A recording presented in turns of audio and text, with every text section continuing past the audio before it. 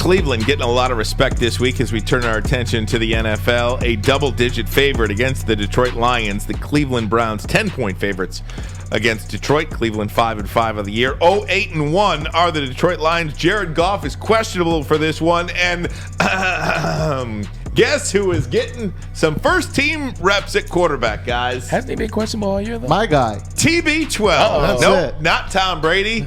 This Tom Brady, Tim Boyle. Tim Boyle 12, right? Guy. How you happy love are you, Tim Boyle. I don't even know anything about him, but I heard he's like a unicorn. Other than he looked real good. Yes. Or actually, he looked real bad in preseason. Tim Boyle played like the last crap. game he was pretty good. That last preseason game he was good till he got hurt. He got a touchdown. He let him down the field with that bad thumb.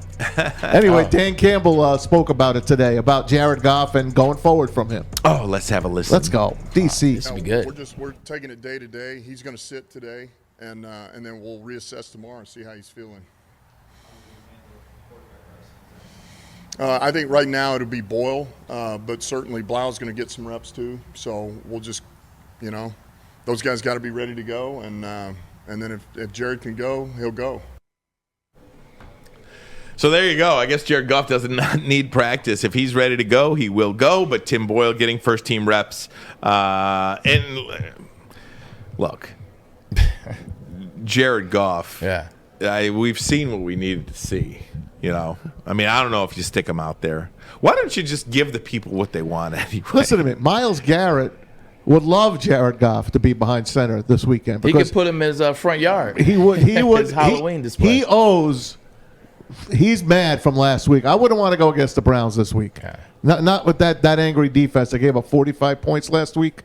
They're going to be very hungry. I'd surprise if the Lions score 2 touchdowns this week. Not only did they give up 45 points, but after the game, and you mentioned this yesterday, Myles Garrett called out the coaching staff. He called out the way in which they were calling plays. Yep. He said that, and I understand where Myles Garrett is coming from. Like, I've been in situations, players have been in situations where the team knows what you're doing.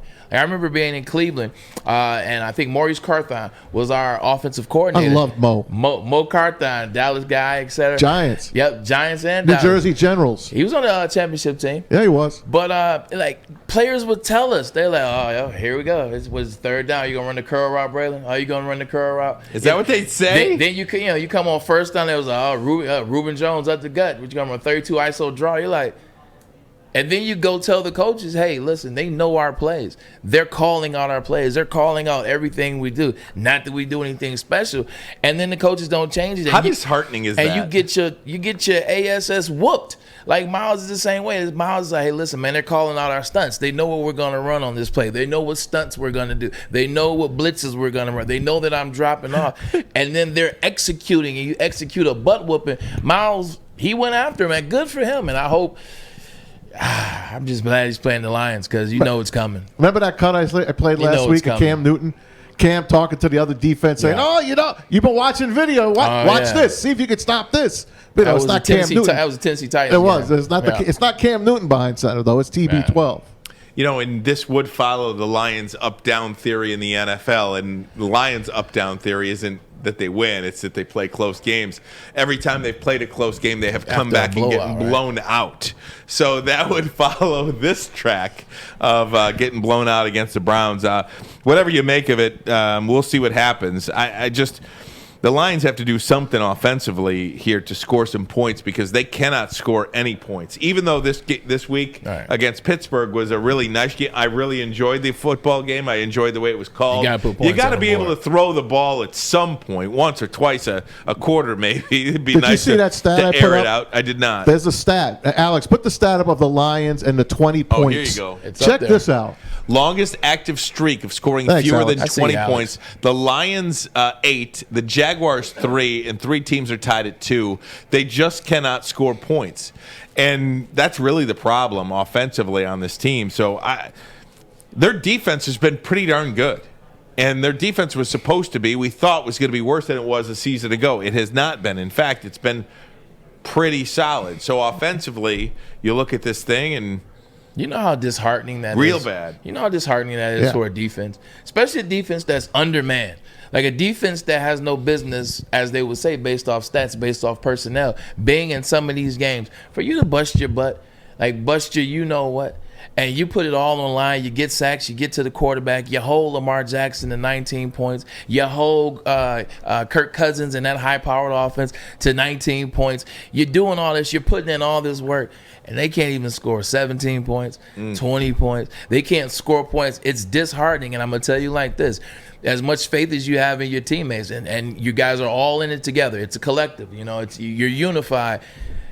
It still gets to a point where you separate and become the defense, and you're having conversation, Ryan. Like if you play rush in, and I play outside linebacker, we're sitting on the bench, and I'm like, man, are they ever gonna score? Like Jesus Christ, that becomes the mantra, that becomes the attitude, man, and it separates the squad. They're going to get a new receiver this week. They got Josh Reynolds. He's going to play.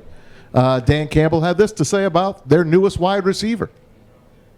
Well, look, he's a long linear guy. He has length, he's got speed, and he's kind of a build to speed guy. But you see when he can get a step into his route. He's pretty good, and he's pretty fluid downfield.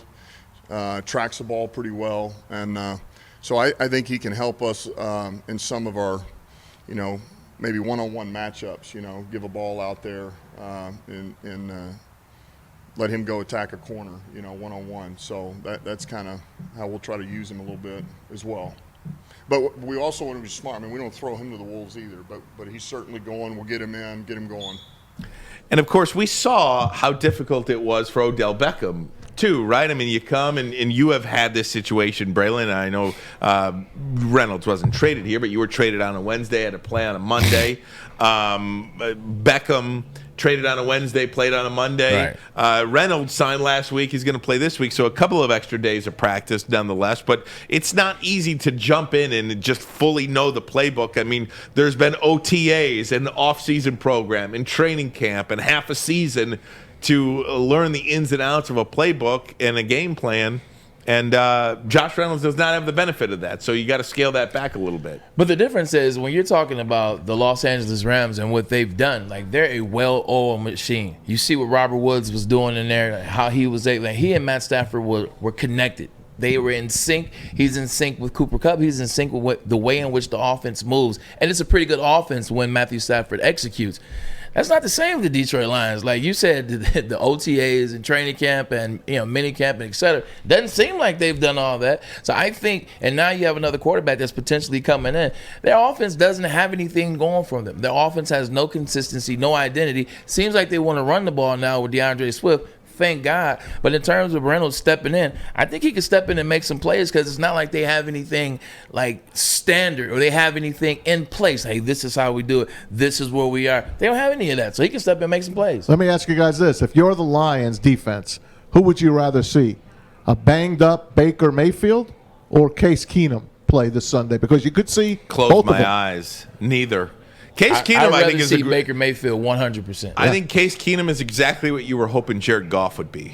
Yeah. Right? I mean, Case Keenum is Yeah. probably the best. Would have been a good fit here. Case Keenum's probably the best backup quarterback in the NFL. Hands down. Because you could win a playoff game with Case Keenum under center. He's done it. Well, technically, like Yeah, you said, he won it. too. Yeah. In Minnesota, he had the miracle play. He went down to the Saints the week before that, beat Drew Brees in New Orleans, came back with the miracle play. God, I love Case Keenum. I don't know why. Yeah, and he lost to the Eagles, but he won. He showed you. He's proven it. Just just a good, solid NFL quarterback. I think I'd rather knows see the assignment. I'd rather see Mayfield too. If I'm the Lions. because I mean he's sloppy out there. He'll turn the ball over.